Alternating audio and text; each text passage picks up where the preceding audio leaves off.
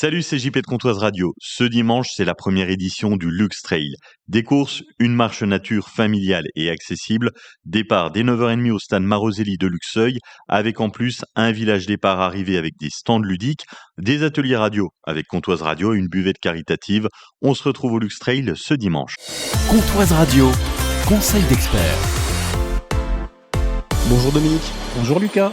Vous êtes pharmacien adhérent de la CPTS de Luxeuil et président de la maison de santé de Vauvillers. Le paracétamol challenge, un défi dangereux sur les réseaux. Le paracétamol, qui est un médicament sûr et efficace contre la douleur et la fièvre lorsqu'il est utilisé correctement, mais comme tout médicament, il doit être utilisé avec précaution et en suivant les recommandations, car il a des effets secondaires et dans le cas du paracétamol, il a notamment une toxicité sur le foie.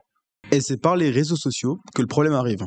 Et touche donc surtout les enfants et les adolescents par le stupide et dangereux paracétamol challenge. Des vidéos incitent à avaler un maximum de comprimés de ce médicament. Les centres antipoison et les centres de pharmacovigilance ont vu une forte augmentation des intoxications au paracétamol.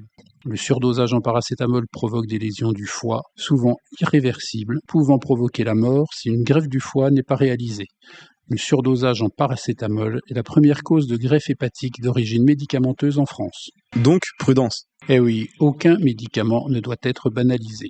Le paracétamol est d'accès facile, il est présent dans toutes les armoires à pharmacie, sous différentes marques, il y a des boîtes jaunes, des rouges, des bleues. Il faut limiter le nombre de boîtes à la maison et éviter de les laisser traîner. Il faut aussi sensibiliser nos enfants aux bons usages et aux risques des médicaments, même s'ils sont aussi courants que le paracétamol. On ne banalise jamais l'usage d'un médicament. Merci Dominique, pharmacien adhérent de la CPTS de Luxeuil et président de la maison de santé de Vauvillers. Merci Lucas.